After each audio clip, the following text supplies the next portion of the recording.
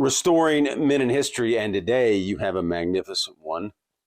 A piece from George Washington's farewell address, a masterpiece, actually. We're going to talk only about one piece of it, and I hope you'll stick through it because it's maybe the best American historical speech ever. It's a warning speech of what not to do, and of course, Congress has not followed this. They love to go around the globe and have wars.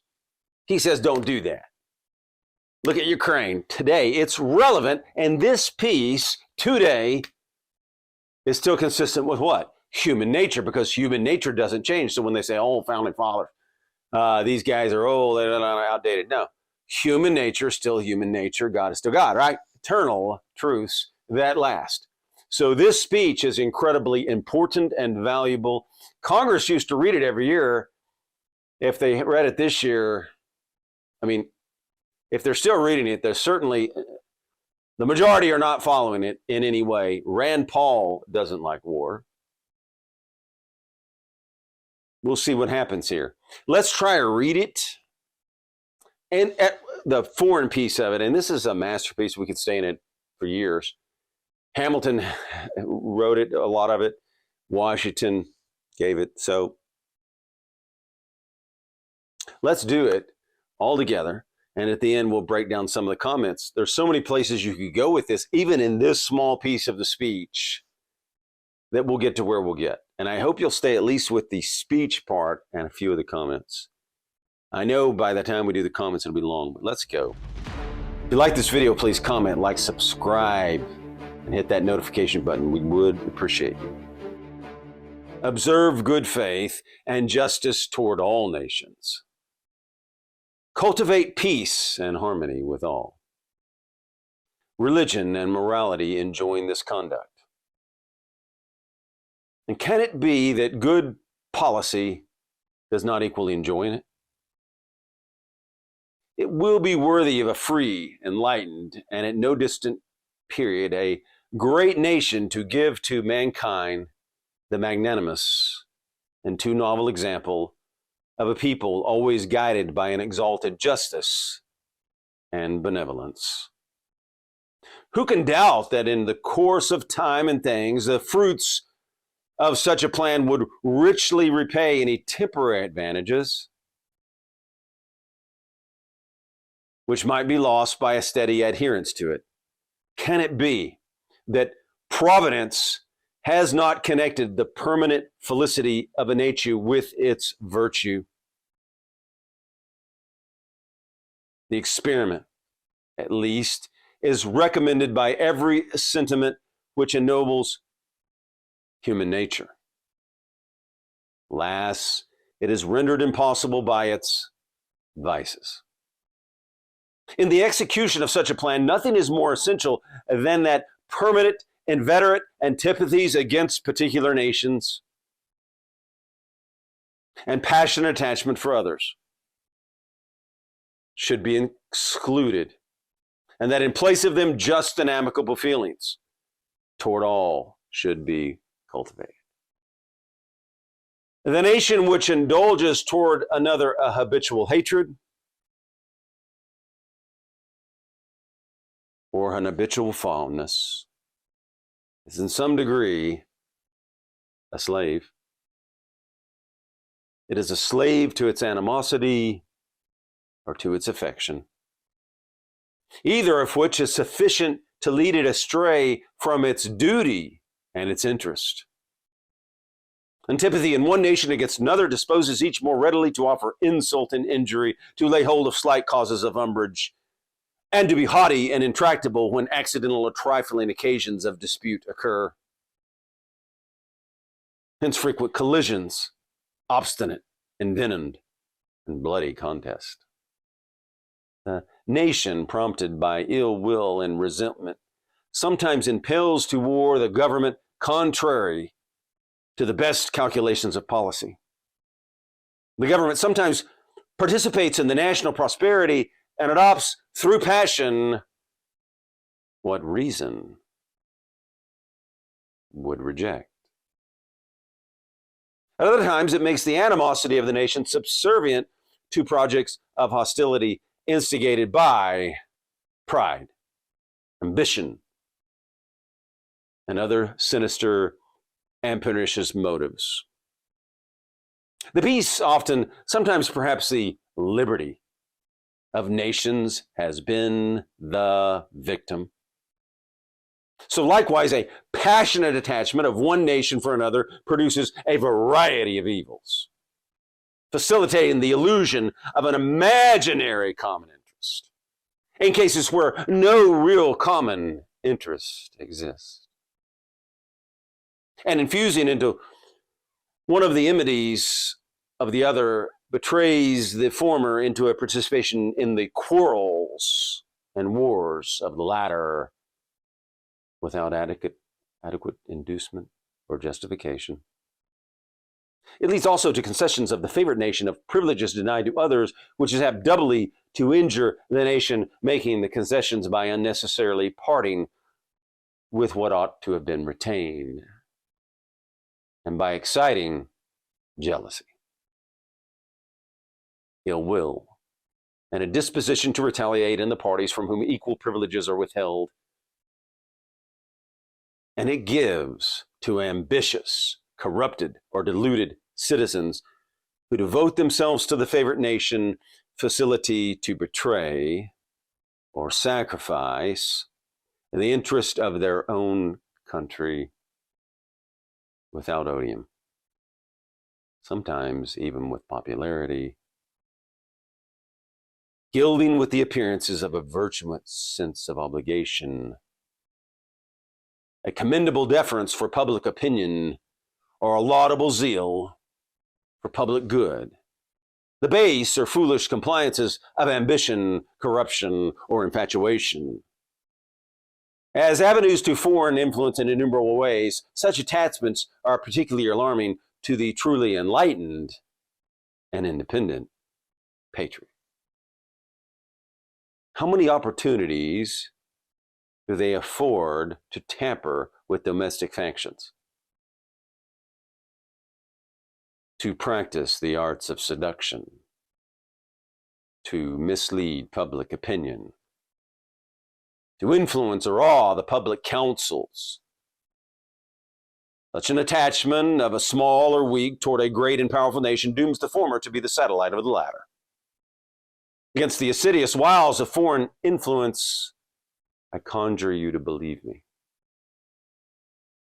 Fellow citizens, the jealousy of a free people ought to be constantly awake,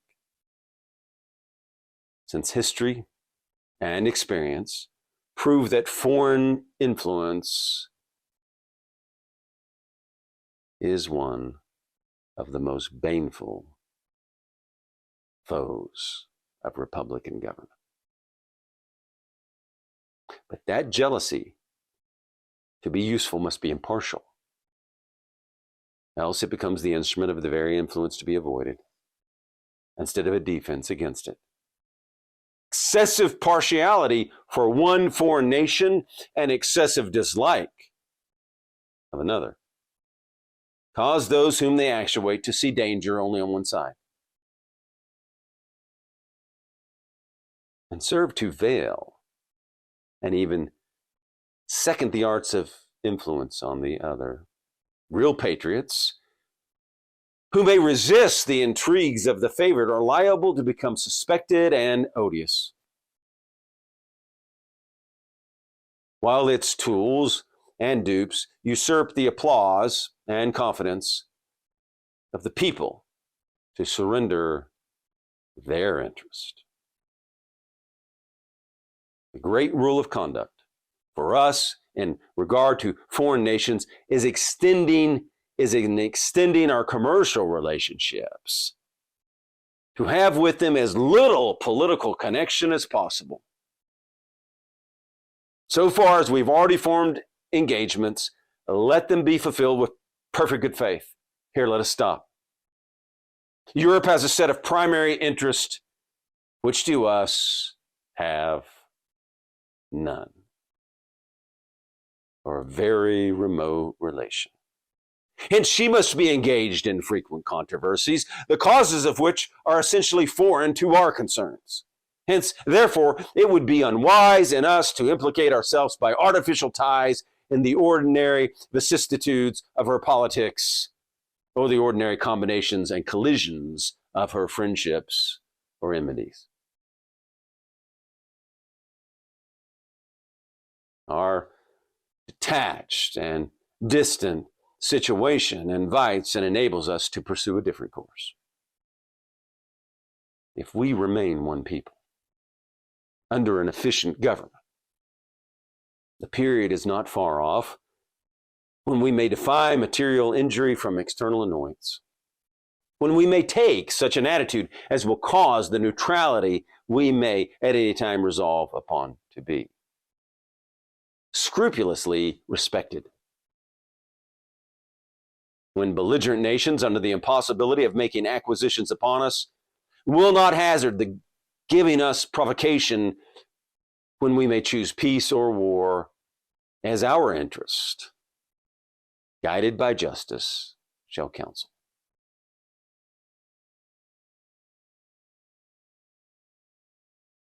Why forego the advantages of so peculiar a situation?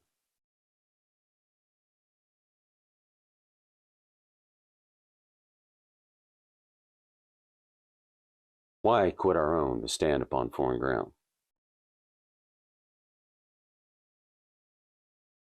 Why, by interweaving our destiny with that of any part of Europe, entangle our peace and prosperity in the toils of European ambition, rivalship, humor, or caprice?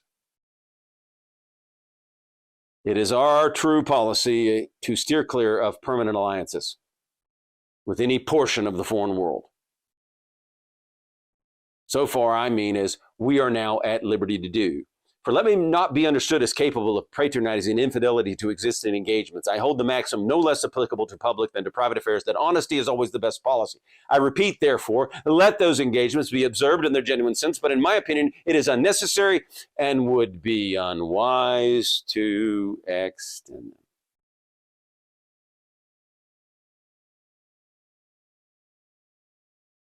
Taking care always keep ourselves by suitable establishments on a respectable defensive posture, we may safely trust to temporary alliances for extraordinary emergencies. Harmony and liberal intercourse with all nations are recommended by policy, humanity, and interest.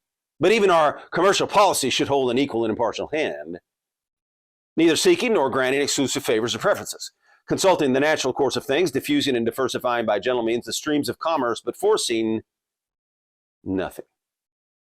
Establishing with powers so disposed in order to give trade a stable course, to define the rights of our merchants, and to enable the government to support them. Conventional rules of intercourse, the best that present circumstances and mutual opinion will permit, but temporary and liable to be from time to time abandoned or varied as experience and circumstance shall dictate. Constantly keeping in view that it is folly in one nation to look for the disinterested favors from another, that it must pay with a portion of its independence for whenever it may accept under that character, that by such acceptance it may place itself in the condition of having given equivalents for nominal favors, and yet of being reproached with ingratitude for not giving more. There can be no greater error than to expect or calculate upon real favors from nation to nation. It is an illusion which experience must cure, which a just pride ought to discard. Now, there's a lot in here. That's just one piece of Washington's farewell address, and this is important. But look all that's in there, and look at Ukraine today, and look at all we've been through in the history of the world and the intelligence and what's going on. Where we're involved in the world is not just Ukraine. And at the end, since we just heard the ending, I'll just start with that. Ingratitude. You've seen from Ukraine ingratitude, right? He ends with that. You won't get gratitude, you'll get ingratitude. Look at the ingratitude of Ukraine toward Elon Musk and toward the United States. for all that the United States did. And what did Washington say?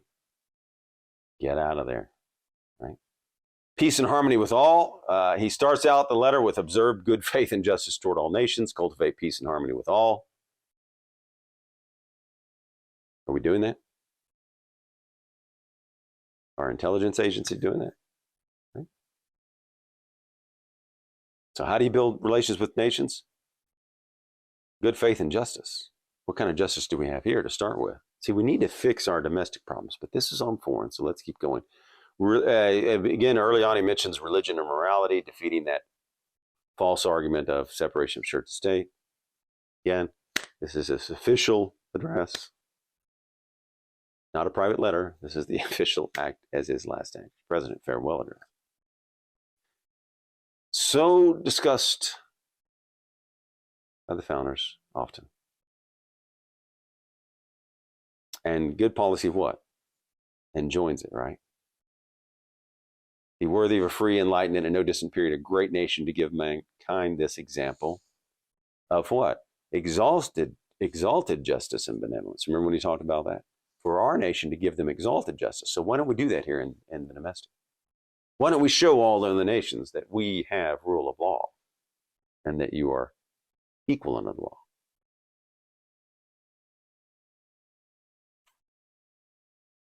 Who can doubt that in the course of time the things, the fruits in such land would richly repay any temporary advantages of what might be lost? Can it be that providence has not, and this is a great line right here, this is fantastic. Can it be that providence has not connected the permanent felicity of a nation with what? We talk about this all the time. Here it is at the beginning in the front. I don't think we're going to get through this whole thing because it's going to be too long, but can it be that providence has not connected the permanent felicity of a nation? Here's how the founders spoke, with its what? Virtue. You want happiness in the nation? You want happiness in a man? Have virtue. How are we doing on that? And we've talked about that so much. Let's go on. But just one more point. See how many of the founders spoke about virtue back then and how that was in the discussion constantly. And how without that, they didn't believe the nation would continue without morality and virtue. And important to the what? Happiness of you and the nation to have that. You have virtue, you'll be happier as a man, I believe. You have virtue as a nation, the nation will be happier, I believe. What connects it? Providence and God. He connects providence and God at the beginning. The experiment, at least, is recommended by every sentiment which enables what? There they go. What do they talk about? Opening. Human nature. The founders understood human nature. And it still goes on. So when someone says, oh, the founders were old, they're outdated. No, because they wrote it brilliantly with human nature in mind.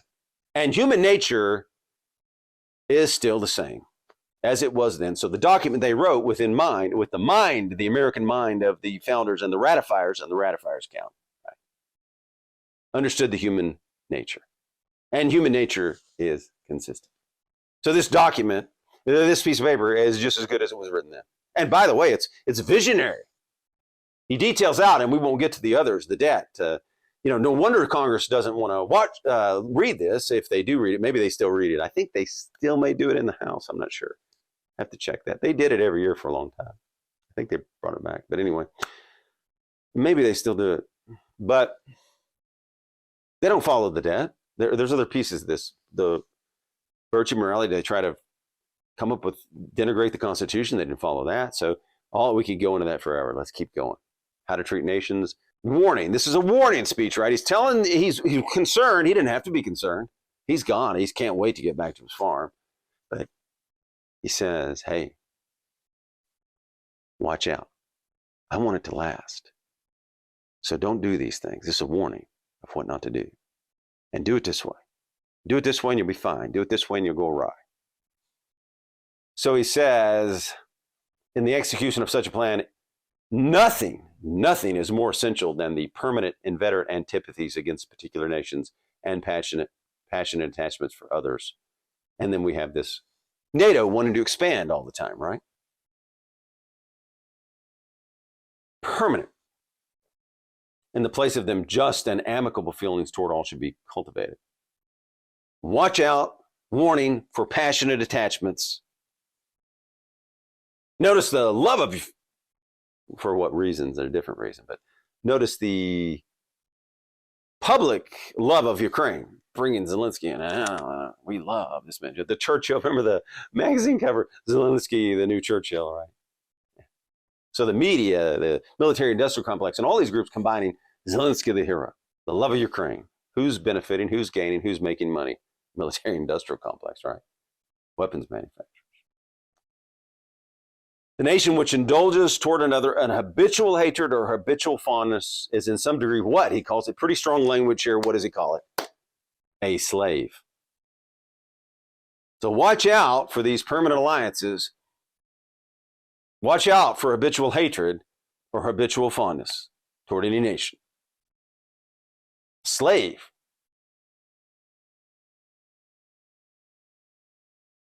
And how would it be a slave? Because once you get in, right, they keep you going, right? More money, more. Look at this Ukraine thing. Oh, we need more money. We need money. Never ends. Kind of a slave to it because politicians now are invested in, well, not really. I'm not sure. Invested in at least making it look good, right? So, who's making the money and who's winning and who's gaining power? So it's a slave to its animosity or slave to its affection. Slave. You can see that, right? You can understand what he's saying there. You get caught and swept up, like when you're starting a business and you give somebody $30,000 and then it starts to go bad and you give them another 10 because you're locked in, right? Same with the Ukraine war. Oh, we're involved all over the world. It's not just Ukraine. That just happens to be today. Second time. Slave to its animosity or its infection. So be careful. This is a warning. Don't get too attached to other nations. Why? He says it. And look at our border. We got to protect Ukraine's border, not our border. Constitution not being followed.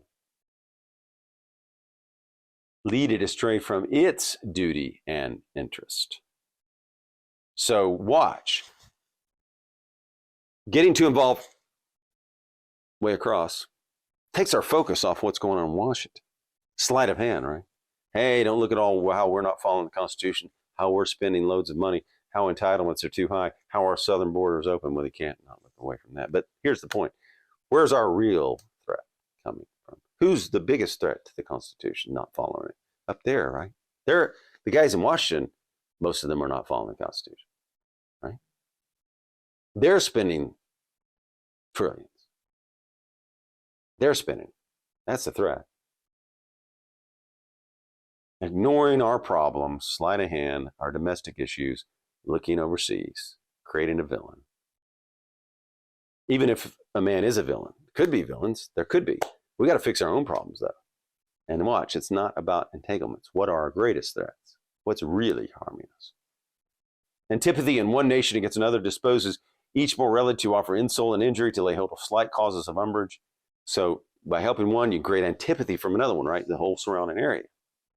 And bring yourself more problems, right? We're favoring one person, another guy's not going to like that, right? Envy, jealousy, right? Bitterness. That's human nature, right? The founders understood, George Washington certainly understood human nature. You start favoring a bunch of people, and it doesn't seem fair and just, right? He talks about it at the beginning, just, fair, good harmony. When you start favoring, picking winners and losers, having agencies go in and displace people, what are you going to create? Antipathy, right? That's human nature. Hence, what do you get, he says? Frequent collisions, obstinate, invented, and bloody contest. The nation prompted by ill will and resentment sometimes impels to war the government, contrary to the best calculations of policy. The government, and this is a great line here, this is fantastic. The government sometimes participates in the national and adopts through passion what reason would reject. You know through history how the governments have tried to fire the people out through public opinion, get them fired up and passionate about something. Get them, look how they've tried to get them fired up about Ukraine. Oh, we got, as our southern border is wide open with criminals coming in. It's hard to take them serious, right? At other times, it makes the animosity of a nation subservient to the projects of hostility instigated by what? Here comes the understanding of human nature again. Pride, do we talk about it a lot? Ambition. See how deep this speech is? Compare it to today's speeches. Sinister and pernicious motives. And here it is, right? Vices, right? So virtue and vices. Pride. And what else? Sinister and pernicious motives. So what comes out of this? What are the motives, right? It's talking about the motives. There can be sinister and pernicious motives driving foreign policy. What would those be? Enriching yourself? The peace, often, sometimes perhaps the liberty. Now look how large of a word. Liberty is different back then. They really believed in it and loved it more. Most of them. They had broken away. So when he says this, the peace, often, sometimes the liberty of nations has been the victim. It's a huge concept. Very important to these men.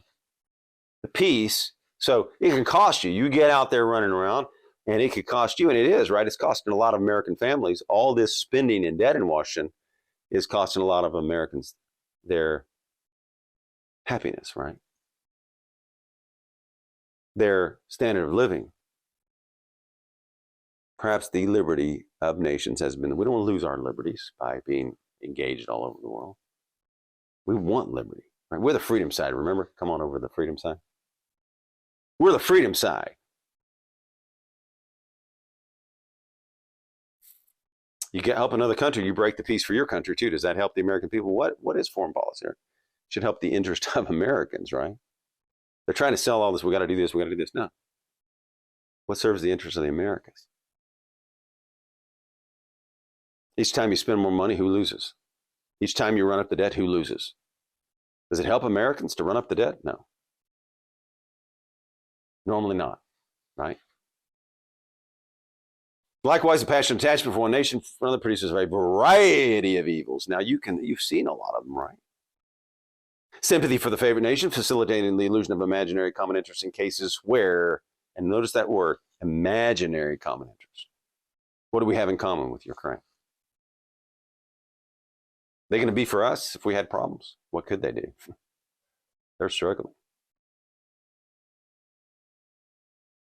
And they had a lot of ingratitude, never forget it. Illusion of an imaginary common interest. And this is a big concept, right? Because they always try to sell us. The powers that be in the narrative is we have something more common. Right? That's a fantastic thing because I talk about illusion a lot. They sell these illusions of security, of safety. So if it's for your security, we're in Ukraine. Yeah. Almost taking us to World War III, right? Yeah, it's on our security. And there are those that want a nation build, like Paul Bremer, right? We can be rebuild and make a democracy out of Iraq, right? So anyway, you got this whole neocon, military-industrial complex thing. It also leads to concessions of the favorite nation of privileges denied to others, which is apt doubly to injure the nation making the concessions by parting with what ought to have been retained, by exciting jealousy. So you're going to create problems and problems. Jealousies, ill will, disposition to retaliate against you. You can create, by helping one, a decision for another country to retaliate against you. It's really not protecting you, is it? Driving up hatred and ill will toward your nation and your citizens. And this is a very important one for our times. And I think this one, is one of the greatest lines, David Harrington, if you're listening. It gives to ambitious, corrupted, or deluded citizens who devote themselves to the favorite nation. Sound familiar in Ukraine? Facility to betray or sacrifice the interest of their own country without odium. Who do you think of right now as I'm speaking? Sometimes even with popularity, gilding with the appearance of a virtuous sense of obligation, a commendable deference for public opinion, or laudable zeal for public good, the base or foolish compliances of ambition, corruption, or infatuation. What about corruption today? What have you heard about corruption? What have you seen? As avenues to foreign influence in innumerable ways, such attachments are alarming to the truly enlightened and independent patriot. Think of Rand Paul. Tries not to go to war, he's attacked. He's the villain, right? In fact, you had just last week in the Ukraine bill, A bunch of those Republican senators were upset with other Republican senators for not wanting to fund Ukraine for more spending, and upset with the voters in the MAGA movement. Right? It just happened last week, where they're actually almost attacking. We know better. You don't know what's going on, right?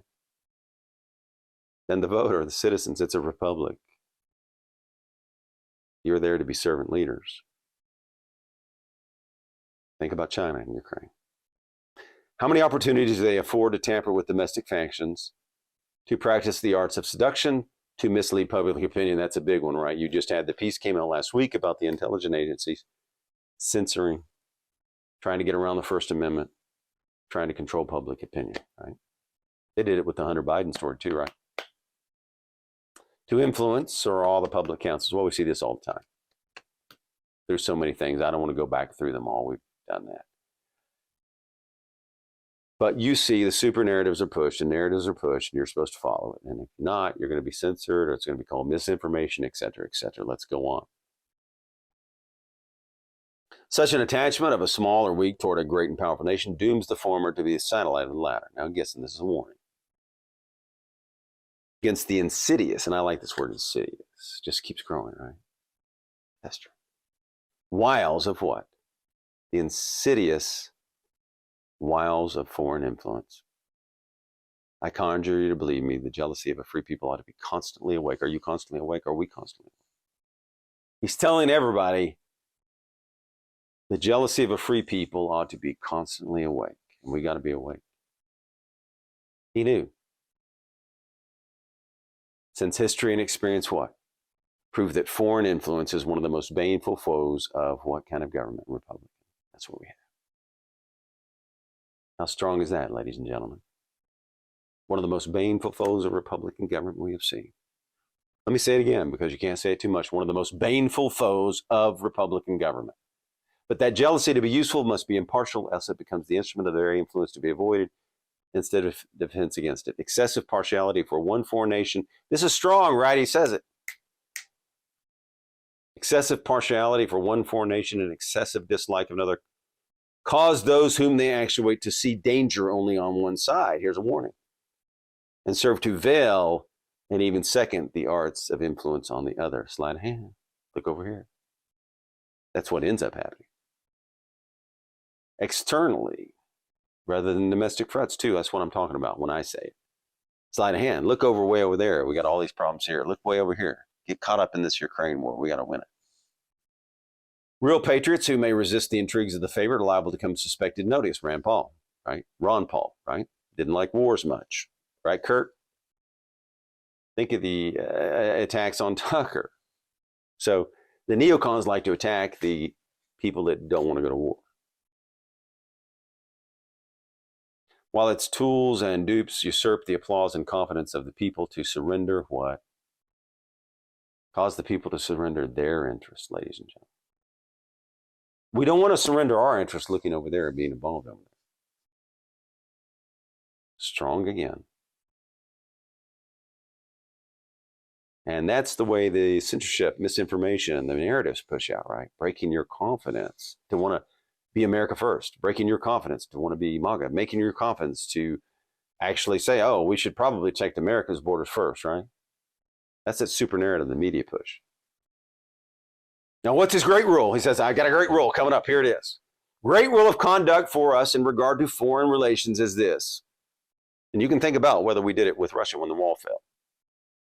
Well, the great rule of conduct for us in regard to foreign nations is in extending our commercial relations to have with them what? Here's the key. As little political connection as possible. Let me say it again. As little political connection as possible. So far as we've already formed engagement, let them be fulfilled with perfect good faith. And here let us stop. Europe has a set of primary interests, which has led us, Europe, and watch what he talks and what's going on today. Europe has a set of primary interests, which to us have none or a very remote relation. Let me say that again. Europe has a set of primary interests, which to us have none. Look how through history they didn't follow that. How many wars were fought?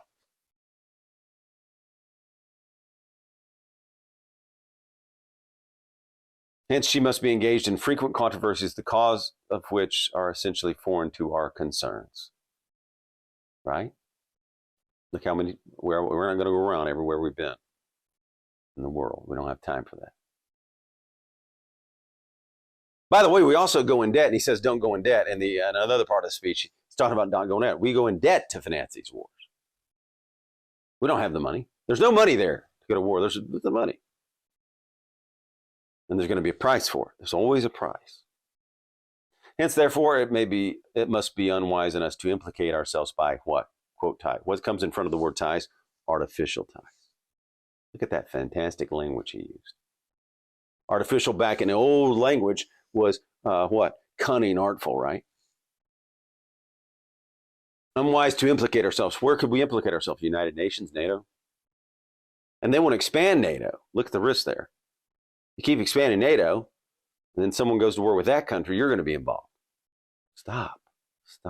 Create harmony, not war. In the ordinary vicissitudes of our politics, of the ordinary combinations, collision of friendships, or enmities, our detached and distant situation invites us to pursue a different course. So we are right, not right in the middle of it, so we can pursue a different course, especially back then, right? He does say, if what? He says a caution here, if what? If we remain one people, and how are we doing at that? Not very well. We got an open southern border, and then they come in cultural Marxist indoctrination centers, and that is not developing the people into one people. The Marxists divide us, young and old, generations, black and white, races, everything they can do to divide us, instead of remain one people. If we remain one people, the American people. But they have created so many divisions, dividing us. Like we always say on the freedom side, we don't care if you're 101 or 21, or you can be 18, 16, 15, we don't care. Just want you to love freedom and liberty. We don't care how old you are, we don't care what your color is, we don't care. We just don't care about that stuff. We're not to be divided. We must come together as we the people. Marxists like to divide on age, on race, on all that. Rich and poor, black and white, right? You got to divide. Generation. And that is a big thing. One people. How do you create one people? You assimilate people, right? You don't let them just cross in and then put them in cultural Marxist indoctrination. One people. How do you create one people? Not with this current media, Hollywood, and all the powers that be combining, pushing out the Marxist indoctrination together. Pushing out socialism, communism in the schools, teaching that it's fantastic, that it's outstanding. Instead of teaching the founding fathers were excellent, free markets, and what made America. Instead of dividing us into oppressor and oppressed. They don't want one people. The Marxists want a divided people. Why? For more power, of course. When we may take such an attitude as will cause the neutrality. Now, Washington was good at maintaining neutrality. Here's the great question, is why forego the advantage of so peculiar a situation? The answer, of course, is that there are people that benefit and make money on this, right, and gain power from it, right? Why quit our own to stand up on foreign ground? Excellent question that he asked at the beginning. Why would we want to go over to Europe and fight? Why, by interweaving our destiny with any part of Europe, entangle our peace and prosperity in the toils of European ambition, rivalship, interest? We've done that. NATO has its own interest in surviving, right? They want to survive. They got a lot of employees now. A lot of people working there. They have an interest to survive, to increase, right? Most of these organizations like to increase and not deteriorate, right? So now they have an interest. And here it is, but in my opinion, it is unnecessary and would be unwise to extend them. And look what we've done with the United Nations and NATO. He says, don't extend them. Unwise and unnecessary. How much money do we lose a year from those? Our Constitution should be our guide. America First should be our guide. What benefits Americans? Now, look at this. We may safely trust to temporary alliances. That's not NATO. That's not the United Nations. Temporary alliances for what? For extraordinary emergencies. So a temporary alliance is okay for an extraordinary emergency. We don't do that. What was the emergency with Ukraine? There was no emergency. Extraordinary emergency, Ukraine, climate change. That's not extraordinary emergency. Ukraine was not an extraordinary emergency. We were not under any threat. See how this is all messed up? Messed up, folks.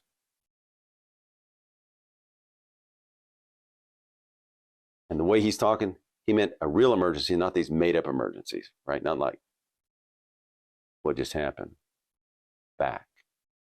You know what I'm talking about. Harmony, liberal intercourse with all nations are recommended by policy, humanity, interest. Are we creating harmony being over there? But even our commercial policy should own an equal and impartial hand, okay? But forcing nothing, neither seeking nor granting exclusive favors or preferences. Give trade a stable course, define the rights of our merchants, and enable the government to support them. And keep this in mind, that it is folly in one nation to look for disinterested favors from another. And there's a price to pay for that, right? What is that price? What does he say earlier? What's the price for doing all this? That it must pay with a portion of its independence for whatever it may accept under that character. See how strong that is, how big? You may give up your liberty for getting involved over there. You may give up your independence for getting involved over there. See that? And this is a great line. And yet of being reproached with ingratitude for not giving more. Look at all the ingratitude around the world. All these people we've helped. How much gratitude do we have from France for saving them? We have very little common interest with France.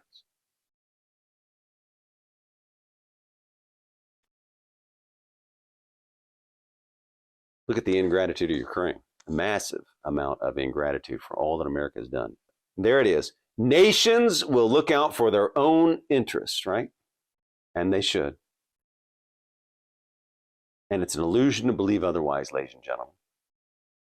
It's an illusion to believe we will have common interest. Our priority in American foreign policy should be to help you, the American people. Foreign engagements can take our eye off what's going on in Washington. Sleight of hand. Our largest threats are right here in America with the spending, the debt, the southern border, and the unconstitutional agencies and acts. We've got to restore the Constitution. You want to make this nation great? Restore the Constitution. Restrain the federal government. Get them out of their unconstitutional areas. Yes. And remember this, Washington didn't just talk about it. He had done it. He did the Neutrality Act. Jefferson and Hamilton were pushing, oh, let's get involved here. Look. Hamilton for Britain. Jefferson for France. Washington didn't just write it. He said he believed it, he did it. He kept America out of war. Greatest president. If you like this video, please like, comment, subscribe, and hit that notification button.